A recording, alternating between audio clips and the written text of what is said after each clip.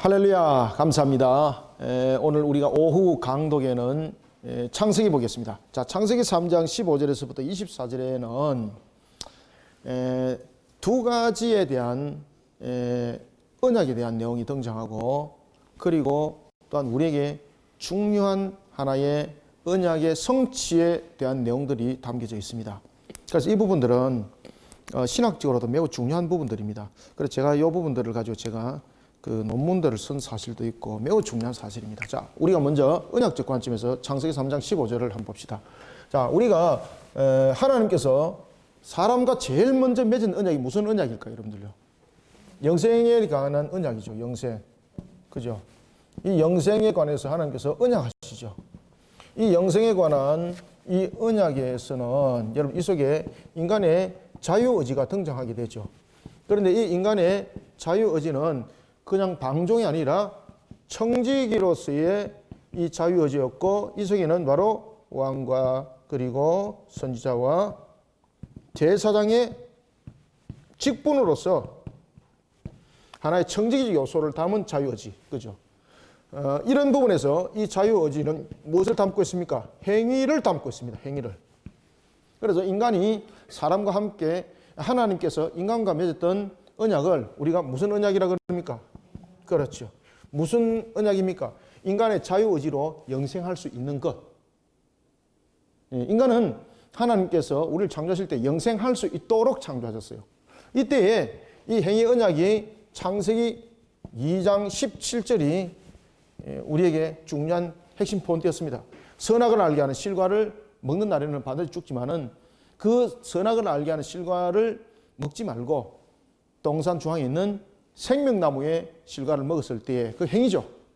그래서 그 행위로 우리는 영생할 수 있도록 되어 있습니다. 그래서 그것을 행위 언약이라고 말하는 거예요. 자, 이 행위 언약이 파괴가 됐습니다. 행위 언약이 파괴가 됨으로 인해서 사람은 하나님과 언약을 맺을 수 있는 조건이 없어져 버렸어요. 그죠? 그래서 이 행위 언약이 파괴로 인해서 결국은 창세기 2장 17절의 결론대로 사망의 값이 된 겁니다. 자, 이 사망의 값에 오늘 우리에게 창세기 3장 15절이 이 속에 등장하는데, 창세기 3장 15절이 등장하는데, 이것은 이 행위 언약을 회복시키는 내용을 담고 있습니다. 자, 하나님께서 행위 언약을 파기한 사람에게 생명의 사망의 값으로서 모든 것을 끝낸 것이 아니라, 사람이 죄를 범하여서 일어났던 이 죄는 사망의 값과 함께 하나님의 진노의 값이 놓여져 있었죠. 그죠? 하나님께서 진노하시는 진노의 값. 오늘 그 부분들은 다 하게 됩니다. 사망의 값과 진노의 값, 이 모든 부분들을 해결하는 측면에서 언약이 등장하게 되는데, 그것이 바로 창세기 3장 15절의 언약입니다. 창세기 3장 15절의 이 언약은 인간이 복음으로 인해서 회복될 것에 관한 부분들을 담고 있습니다. 그래서 그것을 원시 언약이라고도 말합니다. 원시 언약. 이 원시 언약이라는 것은 복음을 바탕으로 한 언약의 첫 출발, 그것을 원시 언약이라고 말하는 거예요. 뭐 원시 시대 뭐 이런 것 아닙니다. 원시점의 부분들이다 이 말입니다. 이 원이라는 것은. 그래서 우리가 창세기 3장 15절을 우리가 원시 언약이라고 하고, 이 창세기 3장 15절은 자 보십시오. 자, 여러분들 행위 언약은, 영생에 관한 언약은 하나님과 사람 사이에 맺어진 언약이었죠. 그죠? 그런데 이 언약이 파기됐습니다. 그러면은 사람과 하나님 사이에는 이제 언약할 수 있는 조건이 없어졌어요. 그러면 우리가 사망의 값과 진노가 뭐 죽으면 끝나는 거지 않습니까? 죽으면 끝나는 것인데, 이 사망의 값으로서 끝나는 것만이 아니라 우리에게 새로운 생명으로서의 하나님께서 응답을 주셨는데, 그게 창세기 3장 15절이었단 말이죠. 이것이 바로 원시 언약이었고, 이 원시 언약 속에서는 누가 등장할까요? 이제 사람이 언약의 관점에서 멀어져 버렸습니다. 떠나버렸습니다. 멀어진 것이 아니라 사람이 언약을 맺을 수 있는 자격이 없어져 버렸습니다. 이때에 사람에게 맺어지는 언약이 누가 이 속에서 나타나는가 하면은 바로 하나님과 이 속에서, 자, 첫 번째 사람이 우리가 첫 번째 아담이라고 말한다면은, 첫째 아담이라고 말한다면은, 이 행위 언약 속에서는 이제 이 모든 부분들은, 자, 여러분들 우리가 영생할 수 있는 조건이 없어졌습니다. 사망입니다.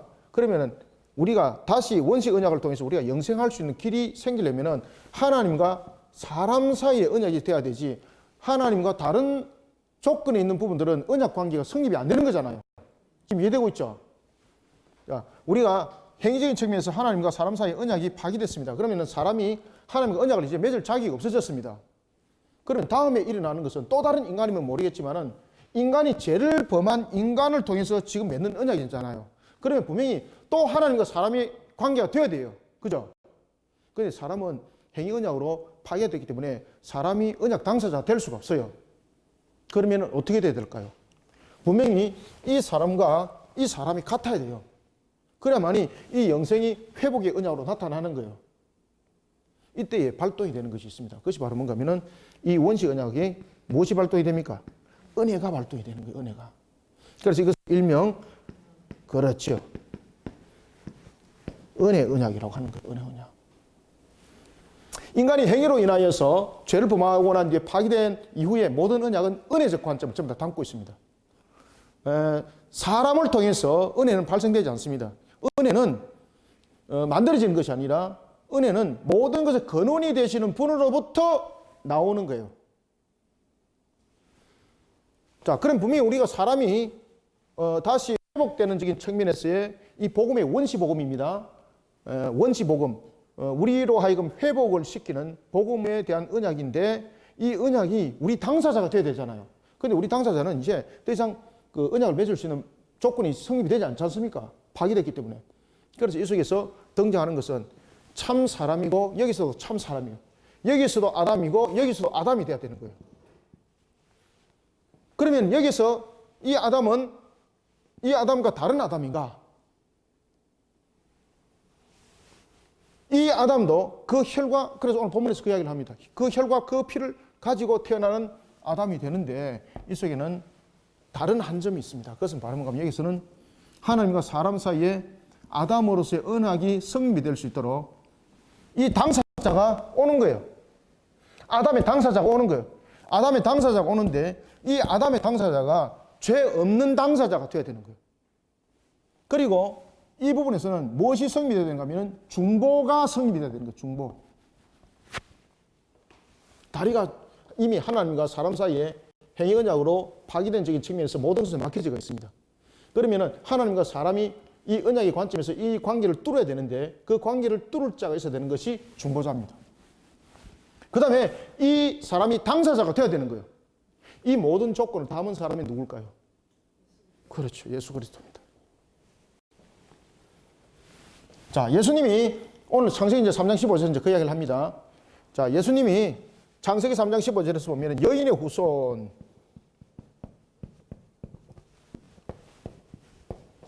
자, 여인의 후손이라는 것은 여인의 혈과 그리고 몸이라는 혈과 육을 가지고 태어나는 당사자지 않습니까? 여인의 후손이라는 것은 바로 죄를 범했던 아담을 말하고 있는 거예요. 자, 이 내용은 안에적인 내용 속에서 제가 다시 한 번 더 전개를 해드리고요. 자, 그 다음에 이 내용이 오늘 본문 속에서 등장하고 있고 언약적 관점에서 행위 언약이 파기됐을 때의 은혜 언약이 어떻게 이루어지고 은혜 언약 속에서 인간이 어떻게 죄 사함을 받는지를 이야기를 해주고 있어요.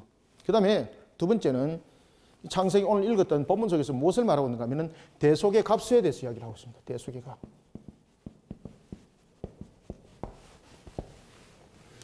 자, 이 내용들은 여러분들이 굉장히 이 내용들이 중요한 내용이지만은 또 우리가 그냥 쉽게 넘어갈 수 있는 내용도 아닙니다. 자, 그래서 본문을 읽어가면서 이 내용들을 제가 이야기를 해드릴게요. 자, 창세기 3장 15절을 먼저 우리가 함께 읽어봅시다. 자, 창세기 3장 15절. 자, 혹이나 여러분들 오늘 이것이 시간 안에서 제가 이제 거의 다 설명드리겠는데 시간 안에서 설명이 주어지지 않으면은 뭐 다음 주 조금 설명도 드리겠습니다만 하여튼 오늘 시간 안에 다 설명 다 드릴게요. 자, 창세기 3장 15절 봅시다. 시작. 내가 너로 여자와 원수가 되게 하고 네 후손도 여자의 후손과 원수가 되게 하리니 여자의 후손은 내 머리를 상하게 할 것이요 너는 그의 발꿈치를 상하게 할 것이니라 하시고 아멘. 자, 지난주에 우리가 봤습니다만 인간이 죄를 범했습니다. 그 죄를 범함으로 인해서 돌아왔던 것이 사망의 값이죠. 그런데 제가 이제 이 부분들을 관심이 많아서 제가 이 부분들을 제가 세직분을 통해서 하면서 제가 사망의 값과 진노의 값에 관한 부분들을 쭉 제가 논문을 쓴 사실들이 있습니다. 자, 여러분 봅시다. 분명히 창세기 3장 15절에서 여인이 후손을 지금 들고 나오고 있습니다. 그 다음에 인간이 죄를 범하면은 죄의 값은 하나님께서 무엇이라 그랬습니까? 사망이라 그랬죠. 그런데 창세기 2장 17절에 그 말씀대로 즉시 사망이 이루어졌나요? 사망이 안 이루어졌나요? 안 이루어졌죠. 그래서 아담이 깜짝 놀랐죠. 그리고 눈이 밝아졌다 그러잖아요. 맞네. 뱀의 말처럼 지혜롭게 되었네 라고 말했지만 그건 지혜로운 것이 아니라 그 속에 자신들의 탐욕이 생기고 그런 속에 모습들이 등장했다는 것을 몰랐던 것이죠. 안 죽었던 겁니다. 그러면은 왜 이와 같은 일들이 일어났을까라는 것입니다. 그래서 그것이 바로 구속 언약이라는 것이 있습니다. 일명 은혜 언약인데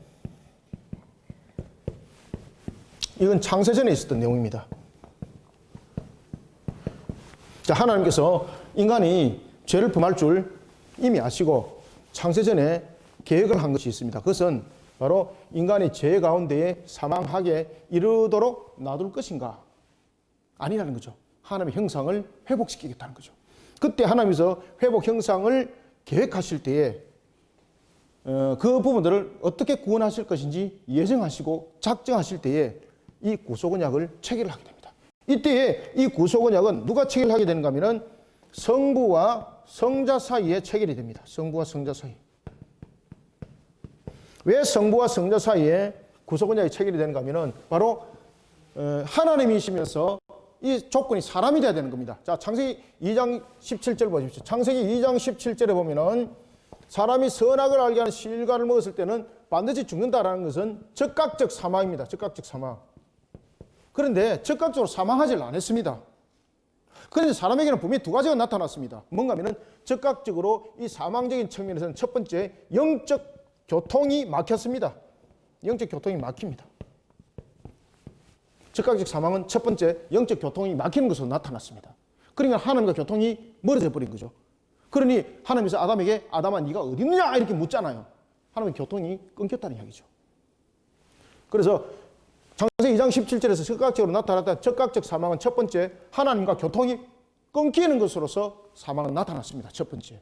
그 다음에 두 번째는 즉각적 사망이 어떻게 나타났는가 하면은 이 부분이 이제 은혜 언약과 연결이 됩니다. 자, 하나님께서 창세전에 은혜 언약을 맺을 때에 사람이 자유의지를 통해서 죄를 범할 줄 아시고 그 창세기 그 아담의 형상을 하나님의 형상을 회복시키는 측면에서 언약을 맺게 되는데 그때에 죄는 반드시 값이 있잖아요. 아담이 죄를 범했습니다. 그러면은 아담이 범한 죄는 순돌이가 메꿔야 돼요? 아담이 메꿔야 돼요? 아담이 메꿔야 되는 거예요. 그러면은 아담의 죄에 대해서 아담이 그 값을 대신할 대속자가 생겨야 되는 거예요. 이제는 아담은 자신이 죄를 범했기 때문에 나타나는 것은 죽는 사망으로서 값이 끝나는 거잖아요. 그런데 죽는 것이 아니라 영생으로 이것을 이어가려 그러면은 그 값을 지불하면서 영생이 나타나야 되는 거잖아요. 그러면 그 값을 지불하면서 또 다른 회복의 언약이 만들어져야 되는 거예요. 이해되고 있죠, 지금? 자, 그런 측면에서 이제 그리스도가 등장하는 거예요. 여러분들. 아담으로서 아담의 모습을 담으려 그러면은 참 아담이 돼야 되는 거예요. 그런데 아담이 죄를 범했습니다. 아담이 죄를 범했습니다. 그러면은 아담이 죄를 범한 그 아담도 죄인이죠. 그러면 이것이 아담이 죄를 범한 아담인데 이 죄를 걸러내고 참 아담이 될 수 있는 방법이 나와야 되는 거예요. 첫 번째. 이것은 사람으로 불가능하죠. 그죠? 그 다음에 두 번째. 진노의 값이에요. 죽음의 값만이 아니라 이제 창세기 3장 17절 18절에 가면 이제 진노의 값이 등장해요. 문제는 뭔가 하면 하나님께서 분노하심이죠. 하나님께서 분노하신 이 진노는 유한성의 진노인가요? 무한성의 진노인가요? 무한성이에요. 자, 무한성의 이 진노를 아담은 유한성이죠. 아담이 감당할 수 있습니까? 하나님의 이 진노를, 무한성의 이 진노를, 그 값을 지불하려면 오직 누구만이 이 문제를 해결할 수 있습니까? 그렇죠. 하나님, 신성을 가진 하나님 자신만이 이 문제를 해결할 수 있는 거예요. 그러면 답이 누가 와야 되는 거죠? 하나님이 와야 되는데 하나님이 아니고 아담이 돼야 되는 거예요. 그러면 이 아담은 하나님인데 아담으로 와야 된다는 것은 어떤 성격을 가집니까? 중보적 성격을 가져야 된다는 이야기예요. 하나님인데 아담이 돼야 된다는 거예요. 그리고 이것을 대신하는 측면에서 중보적 역할이 돼야 된다는 거죠. 그럼 이 모든 것을 성립하는 것이 누굴까요? 성자였어요. 성자. 지금 이해되고 있습니까? 성이 지금 이해되고 있나? 이 부분들을 어디에 써놨다? 제 논문에 다 써놨습니다. 책을 꼭 사보시기 바랍니다. 예, 2월 달에 출간됩니다. 자, 성부와 성자와 성령 속에서 성자가 이 언약 관점에서 왜 이렇게 창세전에서 예수 그리스도가 오실 것인가를 언약한 것은 이런 내용들을 다 담고 있어요. 성부는 명령이죠. 계획이죠. 성령은 실행이죠. 그런데 중보적 역할을 해야 되는 거예요. 아담과 이런 부분에서 중보적 역할. 오직 성부, 성자, 성령, 신성이 분명히 와야 되는데 이 속에서 누구만이 지금 올 수 있습니까? 중보만이 올 수 있어요. 중보만이. 그래서 성자가 아담이 되는 거예요, 여러분들. 그래서 성부도 아담의 모습으로 올 수 없어요. 성령도 아담의 모습으로 올 수 없어요. 왜? 중보적 기능을 가지고 있어야 되는 거예요. 그 중보적 기능적인 측면에서 성부, 성자, 성령 중에서 누구만이 올 수 있었을까요? 그렇죠. 성자 하나님, 성자 하나님. 오늘 이 내용은 좀 알아야 되기 때문에 제가 앞에도 말씀드렸던 것처럼 창세기 3장 15절 요것만 제가 말씀드리고요. 그 다음에 다음 주에 15절부터 24절까지 다시 하도록 하겠습니다. 이 부분 굉장히 중요합니다. 이거. 성자가 와야 되는 거예요. 이것을 창세전에 계획하고 언약을 하는 거예요.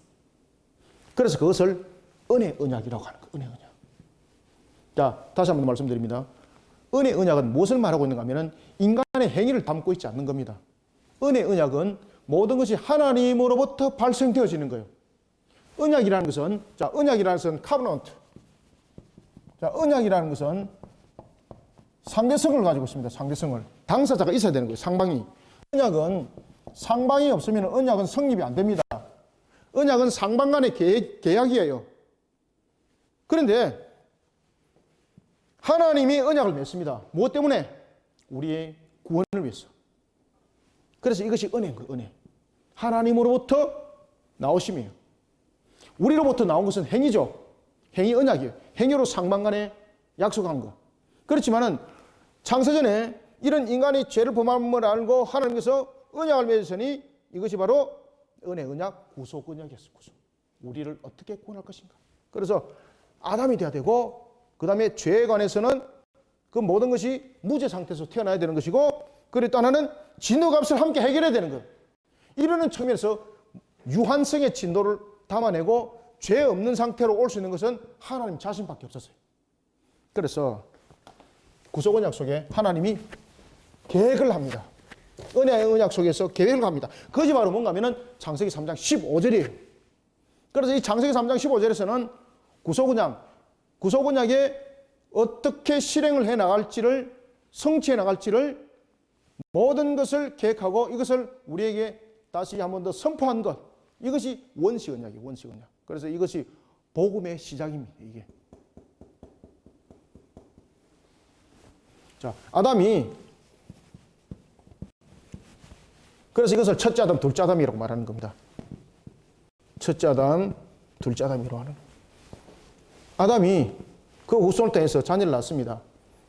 그리고 우리의 죄를 모든 것을 회복시키기 위해서는 아담의 당사자가 되어야 되는데 아담이 하와와 통해서 자녀를 낳게 되는데 그래 되면은 이 자녀 또한 아담의 후손으로서 죄인이 되는 거죠. 그런데 오늘 본문에 등장하고 있는 것처럼 창세기 3장 15절에서 등장하고 있는 것처럼 이 아담이 죄인이 아닌 참 아담이 돼 죄인이 아니어야 되는 거예요. 그러면은 이 아담의 후손을 통해서 분명히 태어나야 되는데 어떤 모습으로 태어나야 되는가? 자, 그러면은 이 아담은 여자의 몸속에서 나타나고 있는 하나의 혈과 육을 가져만 이것이 참 아담이죠. 그런데 이것이 죄가 없어야 되는 거죠. 그럼 죄가 없으려면 이것을 신성이, 자, 잘 아시기 바랍니다. 신성이 인성을 취해야 되는 거예요. 인성은 신성을 못 취해요. 인성이 신성을 취할 수 있는 방법은 없어요. 유한성이 무한성을 담아낼 수 없어요. 자, 유한이 무한을 담아낼 수 있습니까? 유한이라는 것은 함정이 있는 건데 이것이 어떻게 무한을 담아내요? 신성을 못 담아내요. 인성이 신성을 취하는 것이 아니라 신성은 인성을 취할 수 있죠. 그죠? 무한이 유한을 취할 수 있는 거죠. 그래서 신성이 인성을 취하는 모습으로 하나님이 오시는 거예요. 이때 신성이 인성을 취하여서 몸에 잉태됐지만은 그럼에도 불구하고 한 인격을 형성했습니다. 신성이 인성을 취해서 이것이 몸을 취해서 한 인격이 된 거죠. 한 인격이 됐지만은 이 상태로 취하면은 그대로 또 죄인인 거예요. 신성이 인성을 취했지만은 죄 있는 인성을 취했기 때문에 이것은 죄의 문제가 해결되지 않지 않습니까? 그러면은 신성이 또한 인성을 취하는 부분에서도 성립이 안 돼요. 왜 그런가 하면 거룩성이 죄성과 함께 할 수 없는 거죠. 그러면 어떻게 될까요? 그렇죠. 이 속에서 성령이 나타나는 거예요. 성령이 여인의 몸을 무엇으로 만듭니까? 처음에 창세기에 하나님께서 천지 만물을 창조하실 때 하나님 모습이 좋았더라. 그 모습처럼 여인의 자궁을 빌려서 이 자궁이 죄 없는 상태로 만들어버리는 거예요. 그 속에서 신성이 인성을 취하는 거예요. 그 속에서 신성이 인성의 혈과 육을 취하는 거예요. 그러면 죄 없는 아담이 됐죠. 죄 없는 아담이 됐기 때문에 이제 언약을 맺을 수 있다 없다? 그렇죠. 당사자가 되기 때문에. 그래서 이 부분들이 중보적 기능 속에서 일어나는 거예요. 자, 한번 봅시다. 이제 여기까지는 이해했죠, 그죠? 자, 그럼 창세기 3장 15절을 우리가 내용을 제가 이왕 이렇게 된 김에 창세기 3장 15절까지만 하겠습니다. 오늘. 그리고 조금 더 부족함이 있다면 다음 주 조금 더 설명하고 이 부분들은 그냥 설렁설렁 넘어가야 될 부분이 아니에요, 이거는. 자, 여러분 창세기 3장 15절 불러주세요. 여호와 하나님이 뭐라고 했습니까? 내가 너로 여자와 내가 불러주세요. 내가 너로 여자와 이 멋진 그림이다. 원수가 되게 하고 네?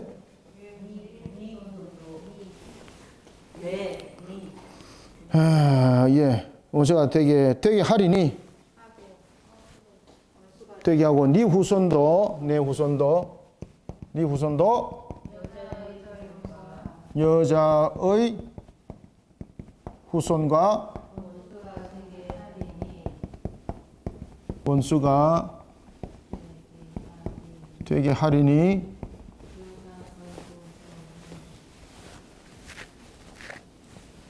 자, 여자의 후손이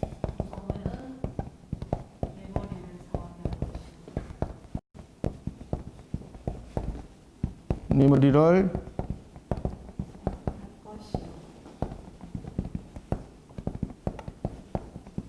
자, 이 속에서 이제 봅시다. 상하게 할 것이요. 그 다음 무엇입니까? 너는 그의 발꿈치를 상하게 할 것이니라.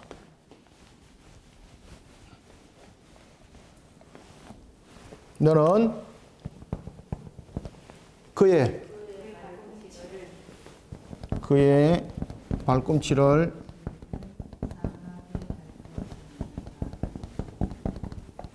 상하게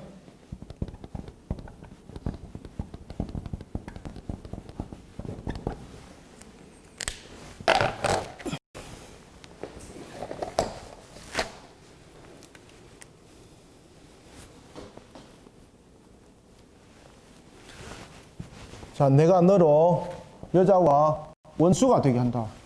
자, 여러분들 분명히 마귀는 자신이 아담과 하와를 유혹하고 넘어뜨림으로 인해서 마귀는 아담과 하와가 누구 편이 됐다고 생각하겠습니까? 그렇죠. 마귀가 제일 중요한 것은 마귀는 이미 아담과 그리고 여자가 이미 죄를 범했잖아요. 죄이기 때문에 이 상태에서는 마귀는 하나님께 속한 자일까요? 마귀에 속한 자일까요? 마귀에 속한 자입니다. 그래서 내가 너로 여자와 원수가 된 게 하겠다는 겁니다. 이 말은 무슨 말인가 하면은 마귀가 아담과 여자로 인해서 이 여자를, 남자를, 아담을 죄인으로 만들었잖아요. 그러면서 이것이 하나님의 영광을 가리는 측면에서 자기의 하나의 백성이 되어버린 거죠. 그런데 이것이 성립이 안 되게 하겠다는 겁니다. 이 말은. 원수가 되게 하겠다는 것은 성립이 안 되게 하겠다는 겁니다. 그 다음에 여기서 여자와 원수가 되게 하겠다는 겁니다. 여자. 자, 처음에 여자는 두 가지 의미를 담고 있습니다. 첫 번째는 마귀가 유혹한 여자죠. 그 다음에 여자와 원수가 되겠다는 것은 이제 뒤에 이제 이 속에서 나타납니다. 그 원수가 누구의 원수입니까? 후손을 통한 원수라는 거죠. 따라서 후손을 통해서 이 유혹한 여자가 너의 백성이 되고 그리고 너의 하나의 세력 속에 묶여있는 그리고 또한 그 여인의 후손으로 태어난 여인도 죄인이 되는 거죠. 그러면 그 여자뿐만 아니라 그 모든 후손이 마귀의 백성이 되는 거죠. 그것을 내가 용납 안 한다는 이야기입니다.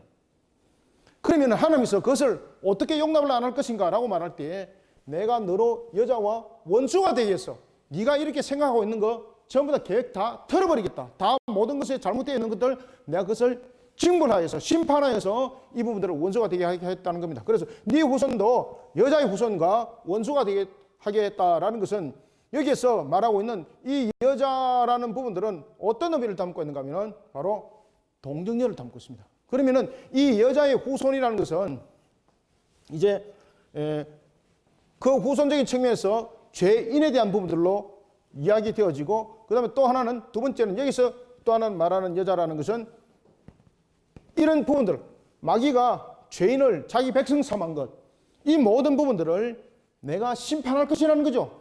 그러면은 이 심판은 어디를 통해서 일어나는가 하면은 네가 유혹했던 그 여인의 후손을 통해서 이 부분들은 일어나겠다는 겁니다. 그러면 이 속에는 제가 아까도 여러분들에게 말씀드렸던 것처럼 이 속에는 마귀의 심판만 있는 것이 아니라 아담의 값을 함께 설명하고 있습니다.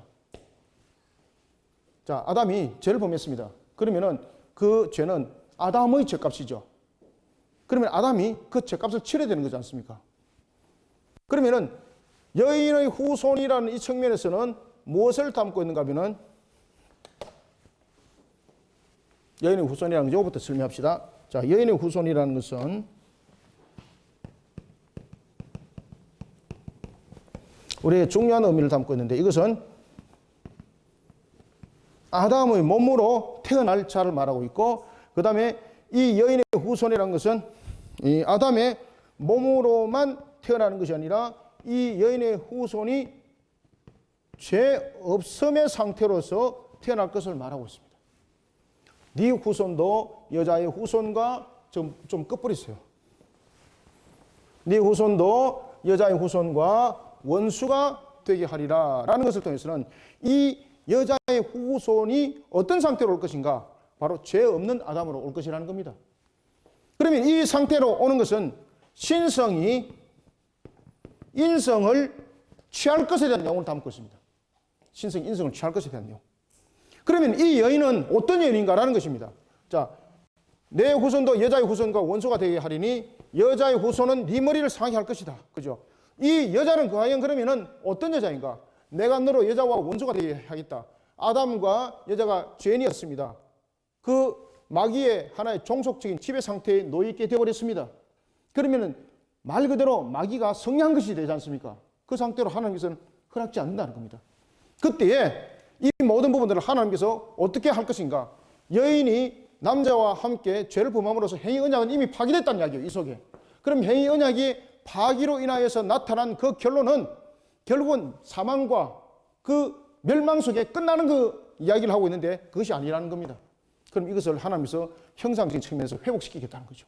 그리고 여기까지가 우리가 앞에까지가 행위 언약이라 말한다면 이 속에서는 이제 원시 언약이라는 은혜 언약이 이 속에서 발동되는데 그것은 여자와 원수가 되게 하고 여자의 후손이 원수가 되게 하는데 이 여자의 후손은 바로 뭔가 하면은 둘째 아담을 말하고 있습니다. 그러면은 이 속에서 두 가지를 측면을 이야기를 하고 있는데 첫 번째는 죄 없음의 아담이 등장하게 되는 것이고 두 번째는 이 죄 없음의 아담이 바로 뭔가 하면은 신성과 인성을 취한 누구란 이야기입니까? 메시아라는 이야기입니다. 메시아. 그리고 여기서 여자의 후손의 원수가 되게 하겠고 여자의 후손은 네 머리를 상하게 하겠다는 측면에서 이 여자는 그러면은 어떤 여자인가라는 것입니다. 여기서 이 여자는 무슨 여자일까요, 여러분들요? 동정녀입니다. 동정녀. 동정녀는 무엇인가 하면은 남자의 몸을 취하지 아니하고 자녀를 출산하는 것. 이게 가능할까요? 불가능한 거죠. 그래서 이 동정녀를 통해서 출생은 바로 앞에 제가 말씀드렸죠. 신성이 인성을 취하여서 둘째 아담이 되는 거예요. 그리고 이란적인 측면에서 이미 구속언약적인 측면에서 그 모든 내용들이 이루어지고 만들어질 것에 대해서 언약을 하셨죠. 그 실행을 이제 하겠다는 겁니다. 그 실행을 하실 때에 바로 이 동정녀라는 여인의 몸을 통해서 태어나는 자는 누군가? 바로 메시아라는 거예요. 메시아.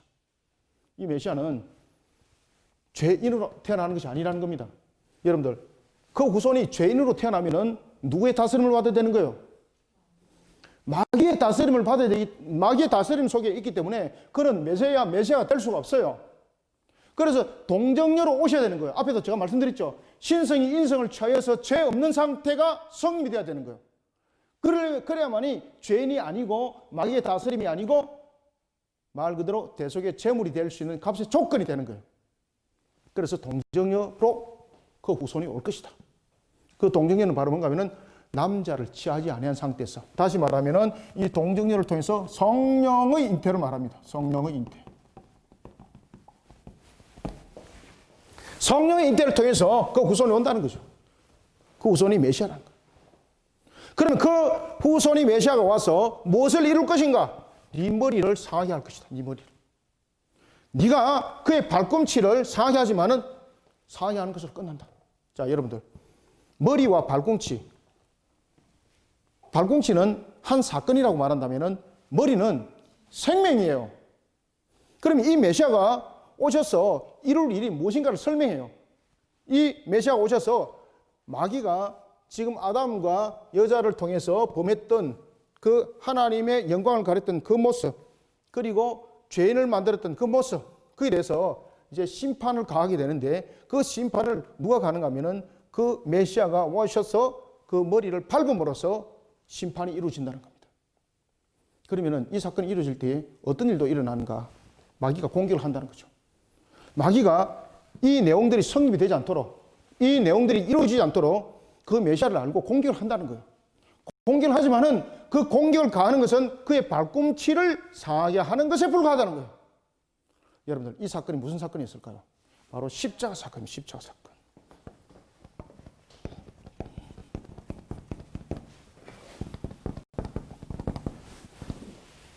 지금 이게 이해되셨습니까? 내가 너로 여자와 원수가 되게 하고 라는 것은 아담과 여자가 죄를 범하여서 죄인이 되었습니다.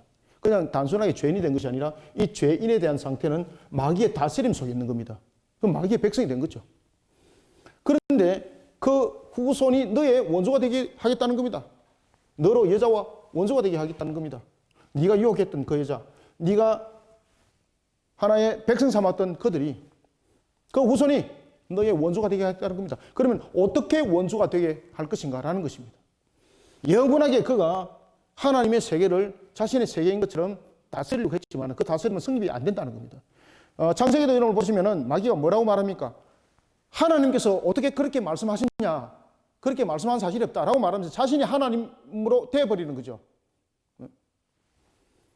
그런 부분에서 그 마귀를 심판할 때 그 마귀의 심판은 바로 죄인으로서의 죄를 값을 대속하고 그리고 죄 없는 상태에서 대속을 이룸으로써 원수가 되게 하는 거예요.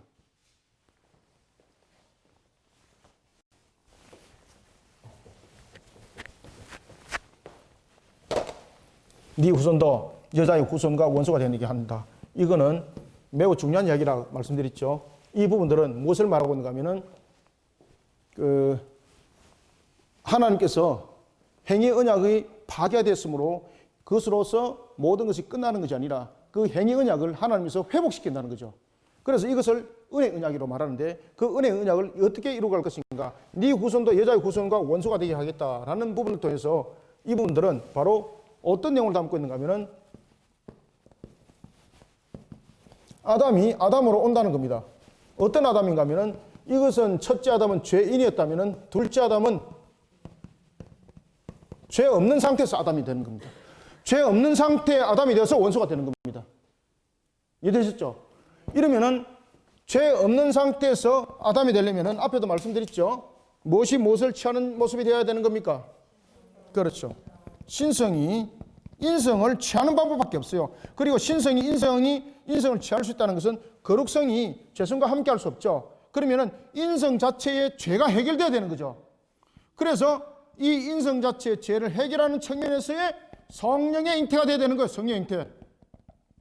그러면 성령의 잉태가 되기 위해서는 여인이 무엇이 되어야 됩니까? 동정녀가 되어야 돼요. 동정녀. 동정녀라는 것은 남자의 정자를 빌리지 않고 임신하는 거예요. 그게 가능합니까? 자, 여러분 또 하나 물어봅시다. 남자의 정자가 여인의 자궁에 임하지 않더라도 이 여인이 아이를 배웠습니다. 그러면 이 여인이 신성을 가지지 않는 이상 이 여인이 죄인이죠. 그러면은 이 여인의 자궁 속에 태어난 아이도 죄인이잖아요. 그런데 진짜 아담이 되려면은 아담의 혈과 육은 받아야 되는 거예요. 그런데 이 아담의 혈과 육을 받은 상태에서 아담의 몸이 피가 죄 없는 상태가 되기 위해서는 이 자체가 하나의 죄 없는 하나의 자궁의 형태. 다시 말씀드리면은 하나님이 천지 만물을 창조하실 때의 처음의 모습처럼 이 자궁이 그런 상태로 만들어 버려야 되는 거예요. 누구만이 할 수 있습니까? 하나님만이 하나님. 그래서 성령의 잉태라고 말하는 거예요. 성령께서 이 상태를 마치 창세기의 선한 창조의 모습으로 여인의 자궁을 만들어 버리는 거죠. 그 속에 신성이 인성을 취하는 거죠. 그 속에 신성이 인성을 취하니까 죄 없는 완전한 아담이 되었죠. 그래서 원수가 되는 거예요. 지금 이 원수가 되는 길 아시겠습니까? 만약에 죄성을 그대로 받고 태어난다면 원수가 못 돼요. 원수가 된다는 것은 죄 없는 상태에서의 대적이에요. 따라서 선과 악의 모습이 되는 거예요. 선과 악의 모습. 이 모습 속에서 원수가 되게 하겠고, 그리고 그 여인의 후손이 네 머리를 밟을 것이다. 심판주고 심판주로서 그 악을 심판할 것이다. 요한계시록이 그대로 나타나죠. 그런 메시아를 발꿈치를 너는 상하게 하지만은 상하게 하는 것으로서 끝난다. 그것이 바로 십자가 사건이었습니다. 마귀가 십자가에서 예수님을 못 박으면은 자신이 승리하는 줄 알았습니다. 십자가에서 못을 박음으로 인해서 자신이 모든 것을 성취하는 줄 알았습니다. 그렇지만 그것은 발 뒤꿈치를 상하게 하는 그런 사건에 불과하더라는 것입니다. 자, 오늘 우리가 창세기 3장 15절을 좀 여러분들에게 이렇게 말씀을 드리는데 이 부분들 이해를 충분히 하시겠죠, 그죠?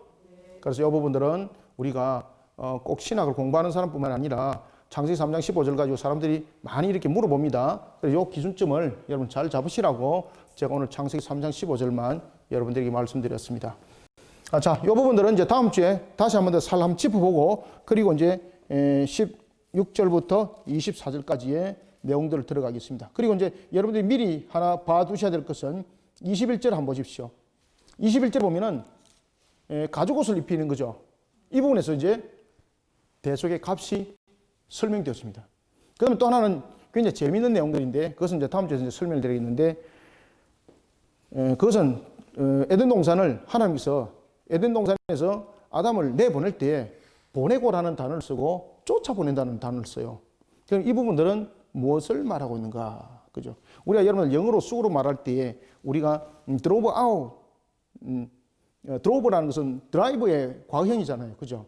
드라이버. 근데 이 드로브와 그리고 샌드, 여러분 우리가 이메일을 보낸다, 편지를 보낸다 그럴 때 영어 단어 무엇을 써요? 샌드를 쓰잖아요. 샌드.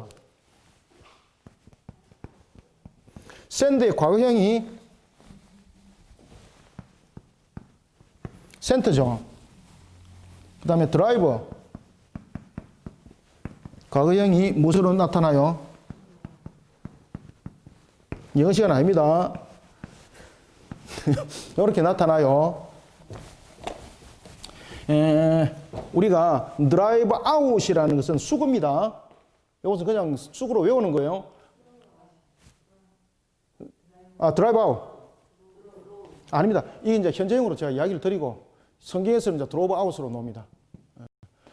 드로브 아웃, 드라이브 아웃. 이것이 이제 수구인데, 이것은 뭔가 하면은 쫓아낸다라는 거예요. 쫓아낸다. 네?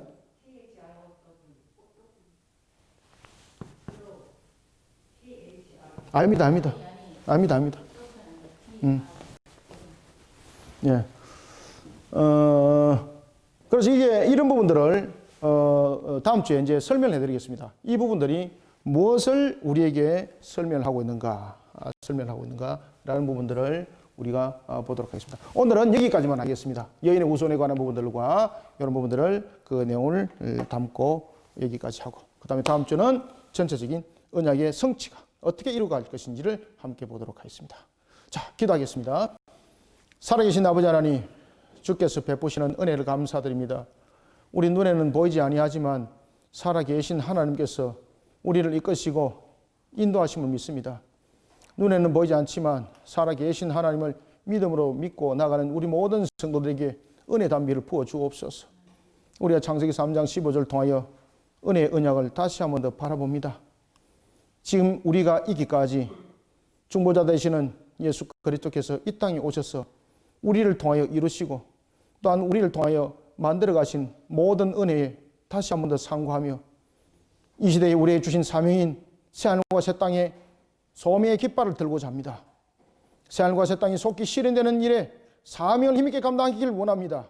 하나님 역사하여 주시옵소서. 오늘도 주신 은혜 속에 우리를 젖어들게 하여 주시고 주신 은혜의 말씀으로 우리로 하여금 새힘 얻게 하여 주시옵소서. 예수님 이름으로 기도드립나이다. 아멘.